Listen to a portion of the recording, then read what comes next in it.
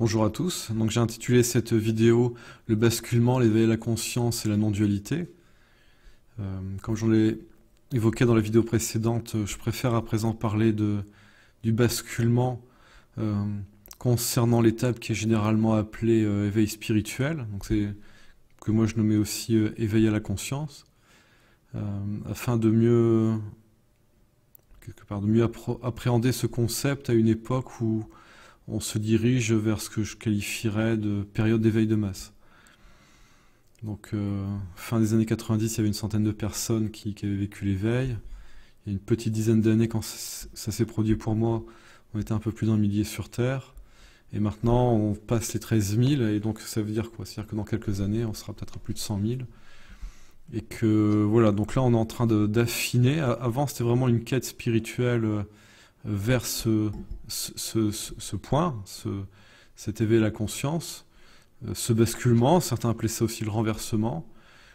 Et ici, pour moi, c'est d'aller approfondir au fur et à mesure qu'il y a de plus en plus de personnes qui le vivent. Donc ici, je vais revenir sur une approche qu'avait Andrew Cohen. Lui, il parlait des 51%. Et donc là, c'est de vous représenter une balançoire à bascule, en tout cas une bascule. Savoir qu'il y a un point, et qu'on progresse, on progresse, et à un moment, il y a une bascule qui se fait. Et donc lui, Andrew Cohen, expliquait, donc je vais reprendre ce principe-là, il expliquait que sur ce chemin spirituel qui représente le crayon, c'est-à-dire que pour le profane, il n'y a même pas le concept du chemin. Le chemin, c'est le crayon.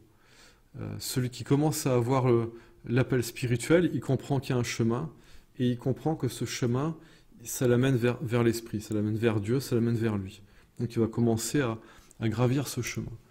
Et ce qu'on appelle l'éveil spirituel, c'est le moment où ce chemin, où on est identifié en tant qu'être humain qui avons une expérience spirituelle, ça s'inverse. Nous sommes des êtres spirituels qui avons une expérience humaine.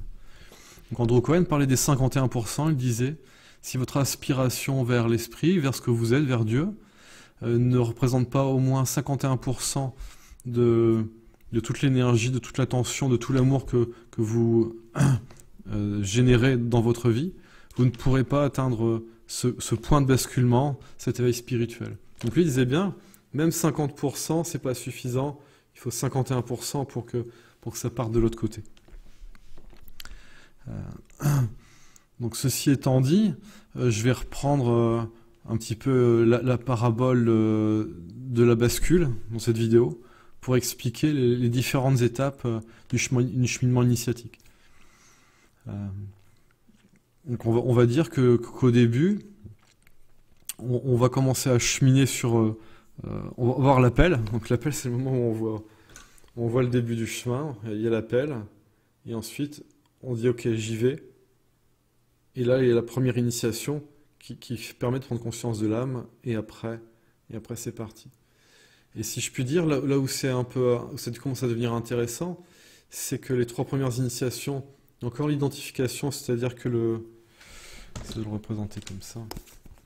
Et encore l'identification, c'est-à-dire que le crayon, il est collé au sol. Et en fait, à la 4e initiation, c'est le moment où ça commence à décoller. C'est-à-dire qu'on commence à sortir de l'identification, mais le point de bascule, il n'est pas encore atteint.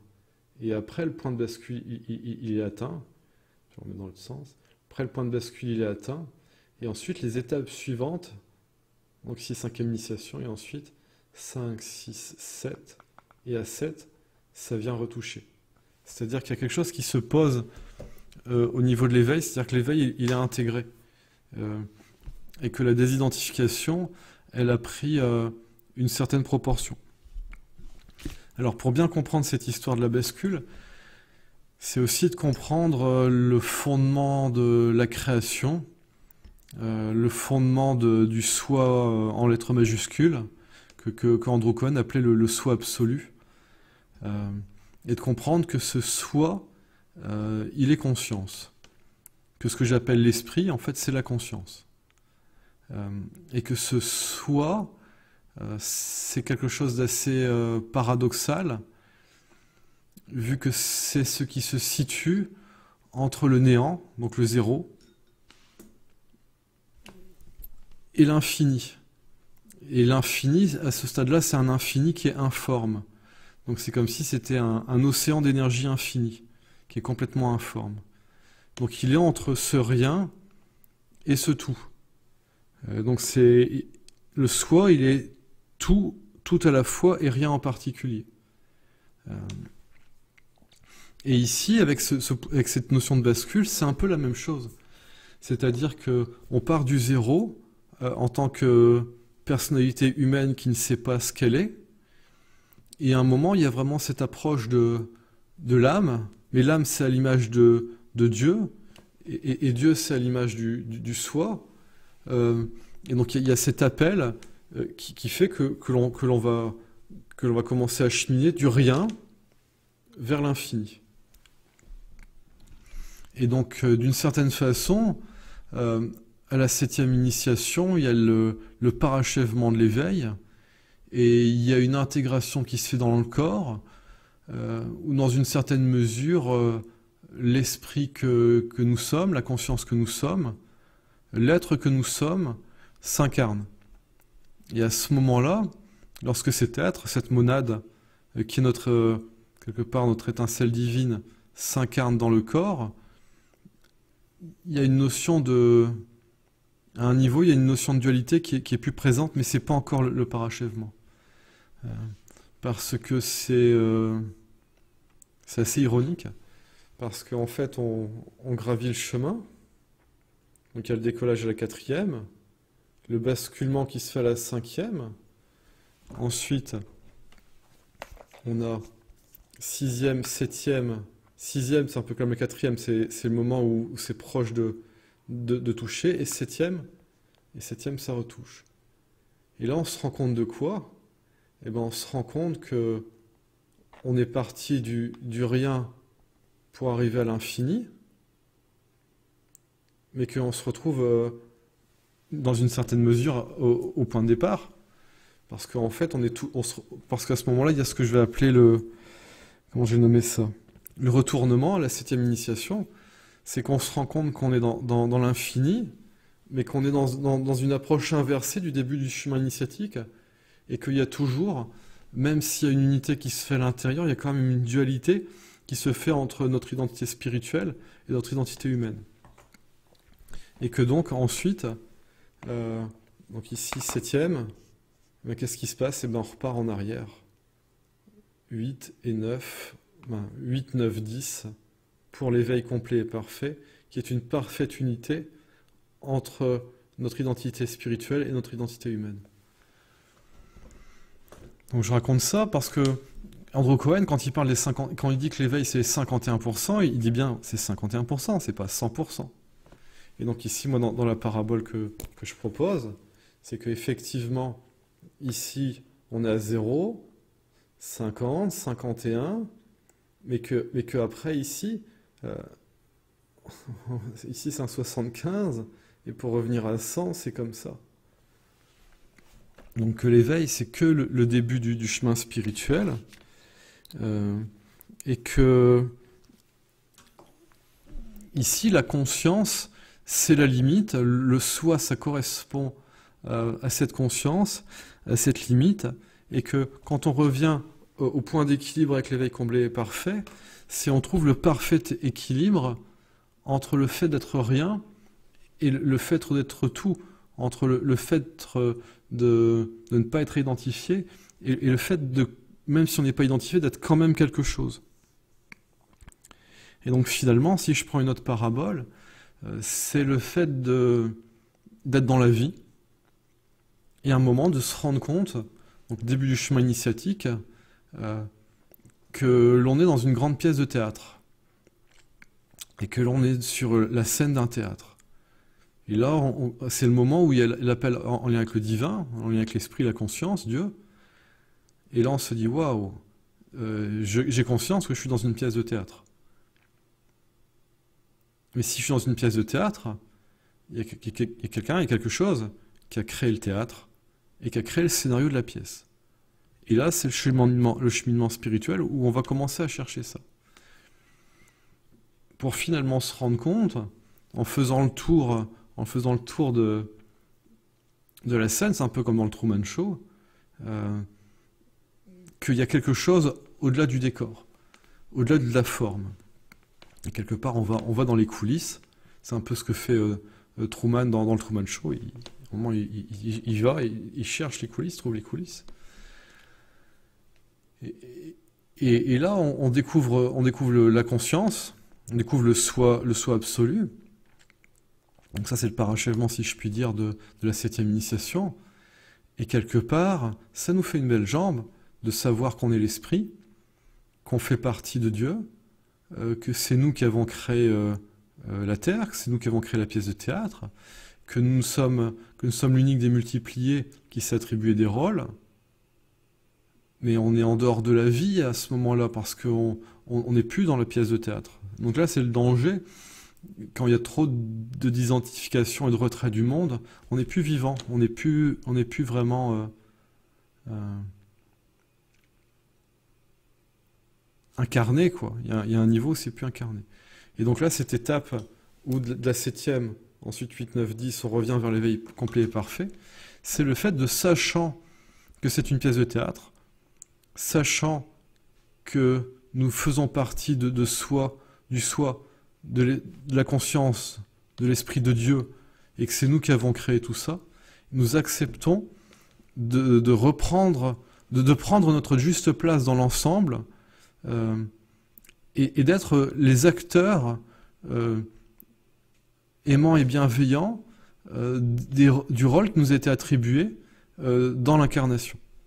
Donc si je reprends tout le cheminement, il y a symboliquement la découverte de la bascule, la découverte du chemin initiatique. Ensuite, on va dire vers la 4e, on a le décollage.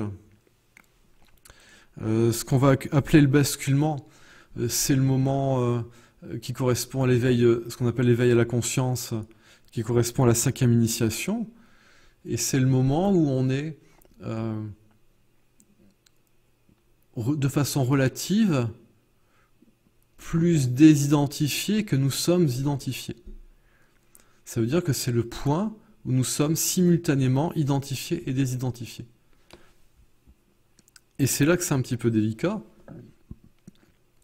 parce que on passe quelque part du rien, de la personnalité égo qui ne sait pas ce qu'elle est, au moment où on a l'ouverture vers l'esprit conscience, et on a l'ouverture d'une certaine façon vers le tout, le tout, le fait que la conscience soit à la base de tout, que la conscience soutienne tout.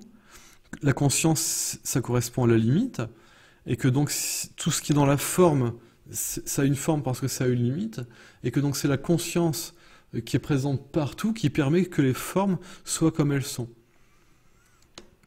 Et donc là, du rien, on a un appel vers le tout, on a un appel vers l'infini, et ce qui fait que l'on passe d'un extrême à l'autre. On passe de l'entière identification à l'aspiration à l'entière désidentification.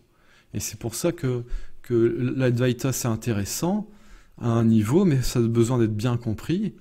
Et quand c'est abordé d'une façon, on va dire, moderne, avec le néo-Advaita, et la non-dualité, surtout dans le contexte d'un changement de l'approche spirituelle, avec une approche qui devient de masse en exportant en Europe des traditions qui viennent de l'Asie, il y a des manquements, il y a des incompréhensions, mais bon, on va dire que c'est comme ça, et que c'est comme ça que le tâtonnement se fait. Que finalement, elle est assez récente, l'ouverture entre l'Asie et l'Europe, et qu'ici, on est en train de comprendre certaines clés qui ont été transmises via les traditions asiatiques, voilà, l'hindouisme, le bouddhisme et toutes ces choses-là. Donc, comme je l'ai expliqué, au moment du basculement, on passe d'un extrême qui est le fait de se sentir vide, de ne pas savoir qui on est, de vraiment se sentir rien, ce qui amène à nous raconter l'histoire que nous sommes quelque chose, que nous sommes tout. Et donc ça, c'est l'identification au niveau de la personnalité égo. Et avec le point de bascule, eh ben, s'enclenche le contraire, Avant, on se racontait l'histoire que l'on était quelque chose, voire même qu'on était tout. Certains, c'est la mégalomanie. Et à partir de ce moment-là, on comprend que, in fine, de façon essentielle, nous sommes issus du néant, émanation du soi absolu, et que donc on a tendance à se raconter l'histoire pour pouvoir y accéder, pour pouvoir le vivre, du fait que nous ne sommes rien. Mais sauf qu'en faisant ça, on est dans la négation de notre humanité, et ça crée des problèmes. Donc finalement, ce qu'on appelle la non-dualité, comme je l'ai déjà expliqué dans d'autres vidéos, tout est dit dans le nom. C'est la négation de la dualité. Ce n'est pas encore de la conscience unitaire. Ce n'est pas encore la capacité à prendre simultanément en compte le rien et l'infini, le fond et la forme, qui est en lien avec ce que j'appelle conscience unitaire, qui est directement associé à ce que j'appelle le principe de double polarité. Et que donc finalement, peut-être que c'est vraiment quand ce qu'on appelle éveil spirituel, ça finit de s'intégrer, c'est-à-dire que comme j'ai pu expliquer dans des vidéos précédentes, il y a une approche en 9 étapes, et c'est 3 fois 3 étapes. Et donc ça, c'est vraiment à l'image des 3 aspects de la Trinité. Et ici, les 3 aspects de la Trinité, on peut prendre d'un côté qu'il y a le néant, que de l'autre côté, il y a l'infini, mais qu'il y a un vide infini, et le 3e aspect, c'est le soi. Mais ça, quand on le revoit autrement, c'est l'esprit-conscience à un niveau, le corps à un autre niveau, et au centre, le point médian de cette trinité, c'est ce qu'on va appeler l'âme. L'âme qui peut être, d'une certaine façon, un synonyme du soi. Et que dans le cheminement initiatique, les 3 premières initiations, les 3 premières étapes, elles se font au niveau du corps. Les 3 étapes suivantes, 4, 5, 6, donc qui sont en lien avec le basculement, ce qu'on appelle l'éveil spirituel, ça se fait au niveau de l'âme. Et 7, 8, 9, c'est vraiment plus au niveau de la conscience-esprit. Et donc finalement, il y a une aspiration vers l'esprit, au début du chemin initiatique, qui amène à un point de bascule, ce 51%, où là, il y a, comme on a eu ce décollage, donc certains croient qu'ils vivent déjà l'éveil à la 4e, en fait c'est la fin de 3e, début 4e, parce qu'il y a le premier moment de samadhi. Non, ouais, on a décollé, mais c'est pas encore, la bascule n'est pas encore faite. Ensuite, la bascule, elle se fait, et ensuite, il y a l'intégration dans le corps de l'éveil. Et cet éveil, il se fait vraiment en lien avec la conscience, il se fait vraiment en lien avec une notion de vide. Mais ça, c'est caractéristique de la 5e initiation, qui correspond à l'énergie de premier rayon. Et on revient sur la Trinité, l'aspect de premier rayon qui correspond à la conscience-esprit, l'aspect de 2e rayon qui va correspondre à l'amour, à la sagesse, qui va correspondre à Dieu, et le 3e rayon qui est en lien avec vraiment tout ce qui est de l'ordre de la création, de la manifestation, de l'activité, donc les êtres, et donc ici nos corps, nos personnalités égaux et nos corps. Donc c'est toujours ce principe trinitaire. Et donc, qu'est-ce qui se passe après la 7e initiation? Et le fait d'avoir découvert, rencontré, si je puis dire, s'être unifié avec l'esprit, la conscience à un certain niveau, c'est cette étape où je vous dis que ça nous fait une belle jambe d'être et de savoir tout ça quand on est dans les coulisses. Et après, c'est de revenir, donc les étapes 7, 8, 9, ce que j'appelle œuvre rouge. Il y a une conscientisation qui est beaucoup plus importante du processus, et surtout l'étape où on va incarner l'esprit. Et une fois que l'esprit est incarné, comme j'ai pu déjà le nommer, c'est d'expérimenter la joie indicible d'être simultanément l'incréé et d'être simultanément celui qui vit, qui s'exprime et qui marche ici, dans la manifestation, dans la création, ici sur Terre. Donc voilà, je voulais faire une vidéo courte. Certains m'avaient conseillé de faire des vidéos plus courtes pour que ce soit plus accessible, mais j'y arrive pas. Là, déjà 20 minutes pour moi c'est court. Je peux pas. Voilà, il y a certaines choses, si on veut un peu les déployer, on peut pas faire ça en 5 minutes. En tout cas, moi, je peux pas faire ça en 5 minutes. Voilà, donc ici c'était une Voilà, une autre façon d'appréhender l'éveil à la conscience et une autre façon de la recontextualiser pour vraiment signifier que pendant longtemps, on a vu l'éveil à la conscience comme étant une finalité. Maintenant que de plus en plus de personnes l'expérimentent, on comprend de plus en plus que ce n'est qu'une étape, voire même que ce n'est qu'un commencement.